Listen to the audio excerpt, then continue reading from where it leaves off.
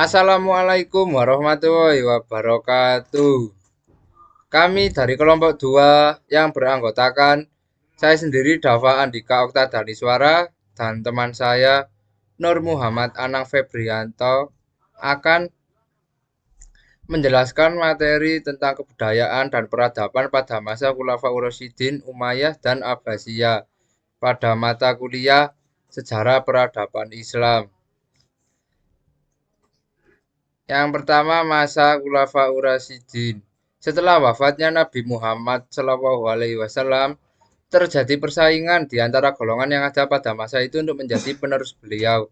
3 orang sahabat yaitu Abu Bakar, Umar bin Khattab, dan Abu Ubaidah bin Jarrah melakukan tindakan tegas yang dapat dianggap sebagai semacam kudeta terhadap kelompok lain, sehingga memaksa Abu Bakar untuk menjadi khalifah pertama setelah Nabi. Abu Bakar yang nama lengkapnya Abdullah bin Abi Quhafa At-Tamimi merupakan salah satu sahabat utama Nabi. Dia dijuluki Abu Bakar karena menjadi salah satu orang pertama yang memeluk Islam. Gelar As-Siddiq diberikan kepadanya karena kesetiaannya yang luar biasa kepada Nabi. Karena kesetiaannya luar biasa terhadap Nabi, terutama dalam peristiwa penting seperti Isra Mi'raj, Abu Bakar sering mendampingi dan jika perlu menggantikan Nabi dalam menangani urusan keagamaan dan masalah di Madinah. Yang kedua, Umar bin Khattab, nama lengkapnya Umar bin Khattab bin Nufail, berasal dari suku Quraisy yang terhormat. Dia lahir di Mekah beberapa tahun sebelum Nabi SAW. Umar dikenal sebagai pribadi yang bermoral tinggi, fasih, adil, dan pemberani. Sebelum memeluk Islam, dia terlibat dalam berbagai aktivitas seperti memelihara ternak dan berdagang hingga ke Syria. Dia juga dipercaya oleh suku Quraisy untuk mewakili mereka dalam perundingan dan masalah dengan suku lain. Khalifah ketiga adalah Utsman bin Affan, yang nama lengkapnya Utsman bin Affan bin Abil As bin Umayyah. Utsman sangat kaya namun hidup sederhana, dan sebagian besar hartanya digunakan untuk kepentingan Islam. Dia dikenal sebagai Zunnurain karena menikahi 2 putri Nabi secara berurutan setelah yang pertama meninggal. Utsman juga mengalami penderitaan karena tekanan dari suku Quraisy terhadap kaum muslimin di Mekah, sehingga dia ikut hijrah ke Abyssinia bersama istrinya. Khalifah keempat adalah Ali bin Abi Thalib, keponakan dan menantu Nabi. Ali adalah putra dari Abi Thalib bin Abdul Muthalib dan sepupu Nabi yang telah mendampingi beliau sejak masa kelaparan di Mekah.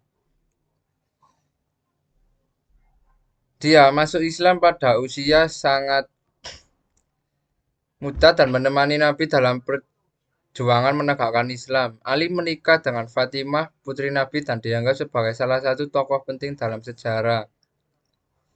Setelah periode kekhalifahan 4 khalifah pertama atau Khulafaur Rasyidin, kepemimpinan dalam Islam semakin menjadi mapan dengan prinsip-prinsip yang telah ditetapkan oleh para khalifah sebelumnya. Masalah Khulafaur Rasyidin dianggap sebagai masa keemasan dalam sejarah Islam karena dalamnya terjadi ekspansi wilayah Islam yang pesat, penyebaran ajaran Islam yang luas, dan peningkatan kesejahteraan umat. Selama masa kepemimpinan Abu Bakar, Umar bin Khattab, Utsman bin Affan, dan Ali bin Abi Thalib, terjadi penyebaran Islam ke berbagai wilayah di luar Arab seperti Persia, Mesir, dan Suriah. Mereka juga berhasil mengatasi berbagai konflik internal dan eksternal yang mengancam kestabilan umat Islam serta memperkenalkan berbagai inovasi dalam administrasi dan pemerintahan yang menjadi dasar bagi pengembangan kebudayaan Islam selanjutnya. Abu Bakar sebagai khalifah pertama menghadapi tugas besar untuk menyatukan umat Islam setelah wafatnya Nabi Muhammad. Dia berhasil mengatasi pemberontakan suku-suku Arab yang menolak membayar zakat dan mengembalikan kestabilan dalam masyarakat Muslim. Umar bin Khattab dikenal sebagai khalifah yang adil dan tegas dalam menegakkan hukum Islam. Dia juga melakukan ekspansi ke wilayah yang jauh seperti Persia dan Mesir, yang membawa masuknya banyak orang non-Arab ke dalam agama Islam. Utsman bin Affan, khalifah ketiga, menghadapi tantangan dari kelompok-kelompok yang tidak puas dengan kebijakannya, terutama dalam pengangkatan gubernur dan distribusi kekayaan negara. Kritik terhadap Utsman akhirnya mengarah pada pemberontakan yang menyebabkan kematiannya. Khalifah keempat, Ali bin Abi Thalib, juga dihadapkan pada berbagai tantangan, termasuk perang saudara yang mengakibatkan pecahnya perpecahan di dalam umat Islam. Nah, ini poin-poin dari Umar Khattab, Utsman bin Affan, Ali bin Abi Thalib. Setelah itu, masa Umayyah.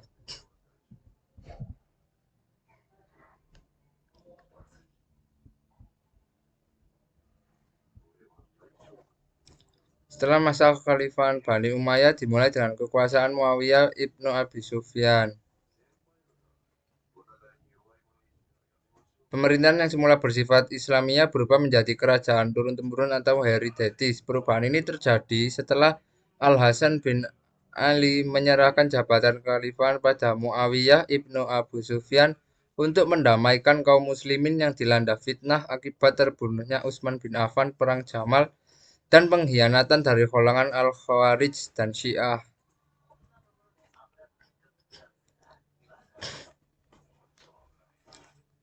Terdapat beberapa faktor yang menyebabkan kelemahan dinasti Bani Umayyah.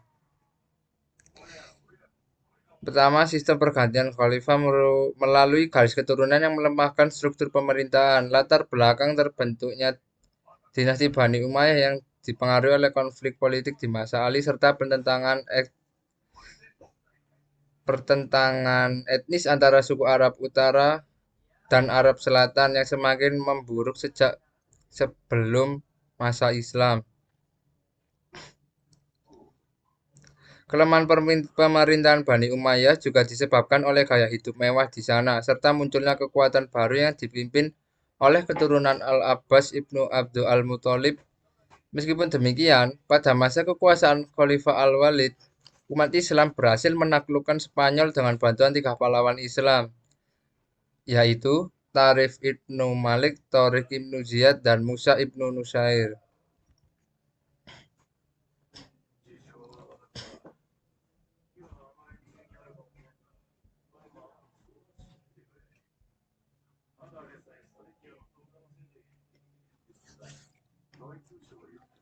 Kita kembali ke masa Khulafaur Rasyidin. Terdapat faktor-faktor yang menyebabkan ekspansi.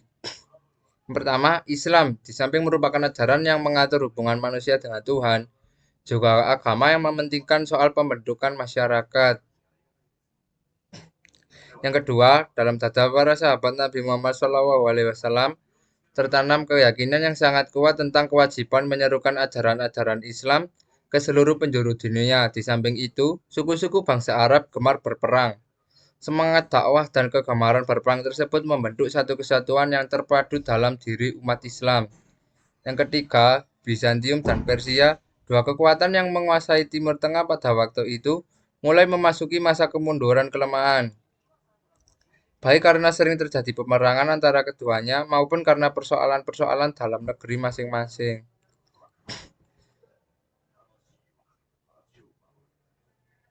Selanjutnya, pertentangan aliran agama di wilayah Bizantium mengakibatkan hilangnya kemerdekaan beragama bagi rakyat. Rakyat tidak senang karena pihak kerajaan memaksa aliran yang dianutnya. Mereka juga tidak senang karena pajak yang tinggi untuk biaya peperangan melawan Persia. Selanjutnya, Islam datang daerah-daerah yang dimasukinya dengan sikap simpatik dan toleran, tidak memaksa rakyat untuk mengubah agamanya dan masuk Islam. Yang keenam, bangsa Sami di Syirna dan Palestina dan bangsa Hamid di Mesir memandang bangsa Arab lebih dekat kepada mereka daripada bangsa Eropa Bizantium yang memerintah mereka. Yang terakhir, Mesir, Syria, dan Irak adalah daerah-daerah yang kaya. Kekayaan itu membantu penguasa Islam untuk membiayai ekspansi ke daerah yang lebih jauh.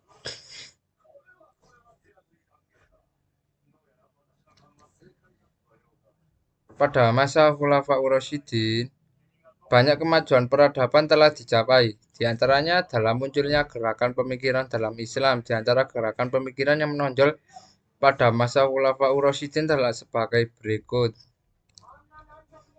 Yang pertama, menjaga keutuhan Al-Quran Al-Karim dan mengumpulkannya dalam bentuk mushaf pada Abu Bakar.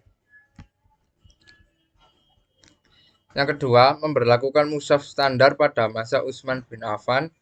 Yang ketiga, keseriusan mereka untuk mencari serta mengajarkan ilmu dan memerangi kebodohan berislam para penduduk negeri. Oleh sebab itu, para sahabat pada masa Utsman dikirim ke berbagai pelosok untuk menyiarkan Islam. Mereka mengajarkan Al-Quran dan As-Sunnah kepada banyak penduduk negeri yang sudah dibuka. Gerakan pemikiran selanjutnya, sebagian orang tidak senang kepada Islam, terutama dari pihak orientalis abad ke-19, banyak mempelajari fenomena Futuhat al-Islamiyah dan menafsirkannya dengan motif bendawi. Mereka mengatakan bahwa Futuhat adalah perang dengan motif ekonomi, yaitu mencari dan mengeruk kekayaan negeri yang ditundukkan. Interpretasi ini tidak sesuai dengan kenyataan sejarah yang berbicara bahwa perangnya sahabat adalah karena iman yang bersemayam di dada mereka. Gerakan pemikiran yang terakhir, Islam pada masa awal tidak mengenal pemisahan antara dakwah dan negara, antara dai maupun panglima. Tidak dikenal orang yang berprofesi khusus sebagai dai. Para khalifah adalah penguasa, imam sholat mengadili orang yang berselisih dai, dan juga panglima perang. Sekian dari saya. Nanti materi selanjutnya akan disampaikan oleh teman saya. Terima kasih. Wassalamualaikum warahmatullahi wabarakatuh. Assalamualaikum warahmatullahi wabarakatuh. Nama saya Nur Muhammad Anang Fabiananto. Di sini saya akan melanjutkan materi tentang kebudayaan dan peradaban Islam di masa Khalifur Rasyidin, Umayyah dan Abbasiyah. Di masa Abbasiyah, Bani Abbas adalah keturunan Al-Abbas atau paman Nabi Muhammad SAW. Selama abad pertama Hijriah, mereka tidak memiliki niat untuk memegang kekhalifahan, namun mendukung keturunan Ali bin Abi Thalib dan memperjuangkan hak mereka atas khalifah. Sini ada seni dan arsitektur di masa Abbasiyah. Ini termasuk kemajuan kebudayaan seni kaligrafi Arab berkembang dengan pesat dan menjadi salah satu bentuk seni yang sangat dihargai dalam kebudayaan Islam. Selain itu, seni bina Islam juga mencapai tingkat keunggulan yang tinggi, terutama dalam hal dekorasi geometris dan arabesque yang memperlihatkan keindahan dan kehalusan karya seni tersebut. Contoh arsitektur terkenal dari masa Abbasiyah termasuk Masjid Agung Samarra dan Masjid Agung Kairo.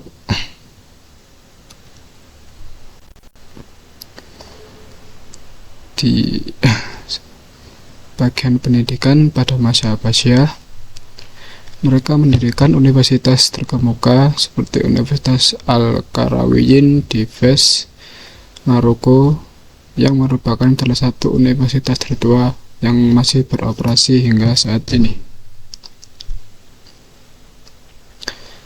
Kemudian ada kemajuan dalam bidang agama. Pada masa Abbasiyah ada 5, ada ilmu fikih, ilmu tafsir, ilmu bahasa, ilmu hadis, dan ilmu kalam.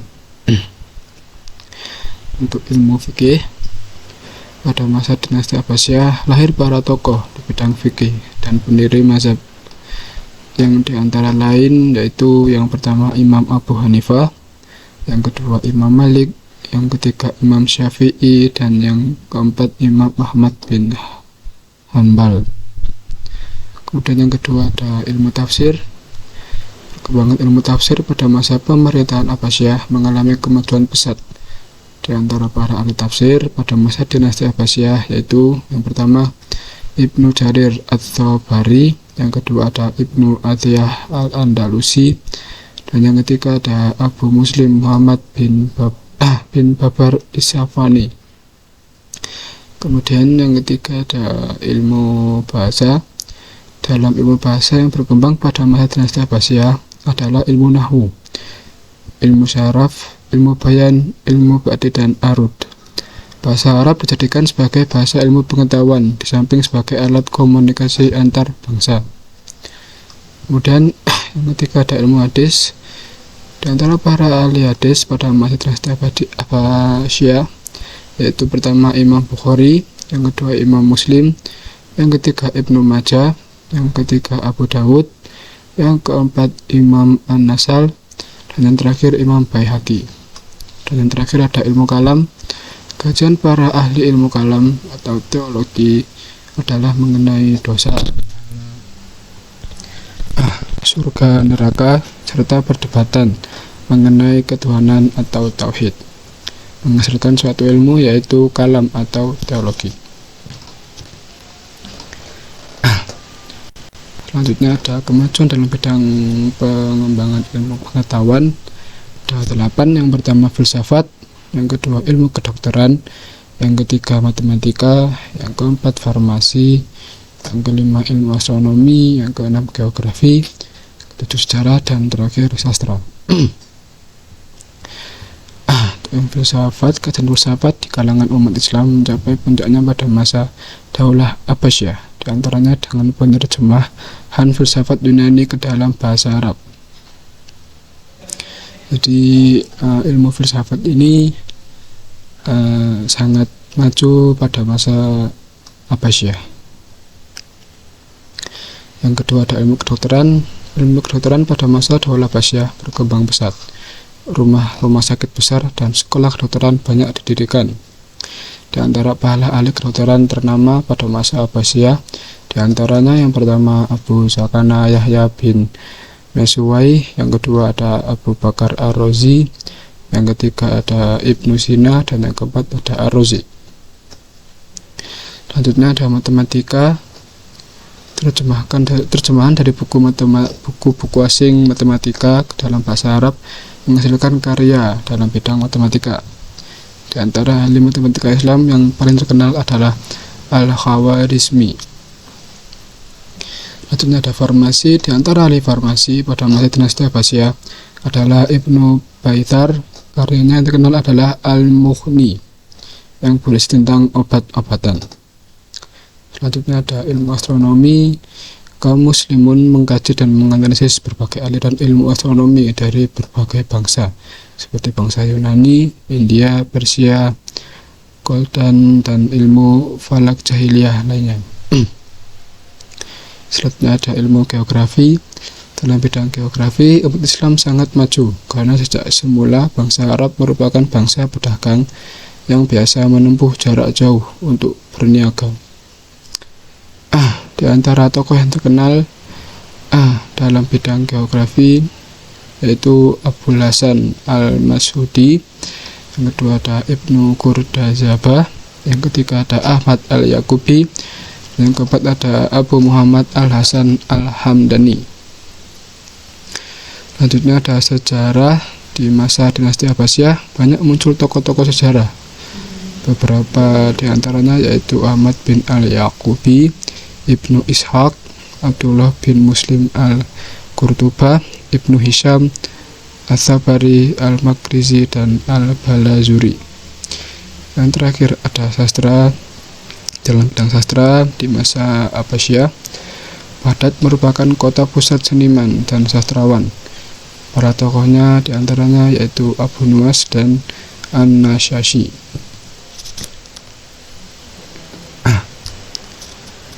Selanjutnya ada perkembangan kebudayaan dan peradaban Islam di masa Khulafaur Rasyid, Umayyah, dan Abbasiyah. Perkembangan budaya dan peradaban Islam pada masa Khulafaur Rasyidin, Umayyah, dan Abbasiyah menandai kebangkitan ilmiah, artistik, dan budaya yang berpengaruh. Pusat-pusat ilmu pengetahuan seperti perpustakaan besar Baghdad memainkan peran sentral dalam perkembangan matematika, astronomi, kedokteran, dan seni. Masjid-masjid Mekah seperti Masjidil Haram dan Masjid Nabawi mencerminkan kekayaan seni dan arsitektur Islam. Karya-karya sastra dan seni seperti Al-Quran, seni kaligrafi, dan seni tekstil juga berkembang pesat, menciptakan warisan budaya yang berharga. Kemudian ada hubungan antara kebudayaan Arab dengan kebudayaan Persia dan Bizantium. Interaksi kompleks antara kebudayaan Arab, Persia, dan Bizantium pada masa Khulafaur Rasyidin, Umayyah, dan Abbasiyah memengaruhi perkembangan budaya dan peradaban Islam. Pengaruh ini terlihat dalam arsitektur, ilmu pengetahuan, sastra, dan bahasa. Masjid-masjid Mekah dan istana-istana indah mencerminkan gabungan arsitektur dari Persia dan Bizantium. Ilmuwan Muslim seperti Al-Kindi dan Ibnu Sina mengadopsi dan mengembangkan gagasan dari tradisi ilmiah Persia dan Yunani. Sastra Arab juga dipengaruhi oleh tradisi Persia dan Bizantium, menciptakan bahasa Arab yang kaya dan luas. Interaksi budaya ini membentuk identitas Islam yang unik dan toleran terhadap keragaman budaya. Selanjutnya ada peran kota Kufah, Basrah, Fustat, dan Baghdad dalam perkembangan kebudayaan dan peradaban Islam. Kota-kota seperti Kufah, Basrah, Fustat, dan Baghdad memiliki peran kunci dalam perkembangan kebudayaan dan peradaban Islam pada masa Khulafaur Rasyidin, Umayyah, dan Abbasiyah. Kufah menjadi pusat studi agama dan sastra Arab awal, Basrah menjadi pusat perdagangan dan pengembangan ilmu tata bahasa Arab serta sastra. Fustat berperan sebagai pusat administratif, ekonomi, dan budaya Mesir. Baghdad dengan Bait al-Hikmah menjadi pusat pembelajaran ilmu pengetahuan dari berbagai budaya. Secara keseluruhan, kota-kota ini menjadi pangkalan penting dalam membentuk identitas Islam pada masa tersebut. Kesimpulannya dari materi ini, masa Khulafaur Rasyidin, Umayyah, dan Abbasiyah merupakan periode penting dalam sejarah Islam yang menandai keemasan kebudayaan dan peradaban Islam. Pada masa Khulafaur Rasyidin, Islam berkembang pesat dan meluas ke berbagai wilayah. Masa Umayyah ditandai dengan kekhalifahan Islam yang luas, mencakup wilayah dari Spanyol hingga India, meskipun terdapat beberapa kelemahan dalam pemerintahan. Sedangkan masa Abbasiyah mencapai puncak keemasannya dengan membangun Baghdad sebagai pusat kebudayaan dan ilmu pengetahuan yang terkenal di dunia. Interaksi antara kebudayaan Arab, Persia, dan Bizantium menciptakan perpaduan budaya yang kaya, memberikan kontribusi besar bagi perkembangan kebudayaan dan peradaban Islam. Sekian dari kami. Untuk jika ada yang ditanyakan bisa ditulis di kolom komentar. Sekian, wassalamualaikum warahmatullahi wabarakatuh.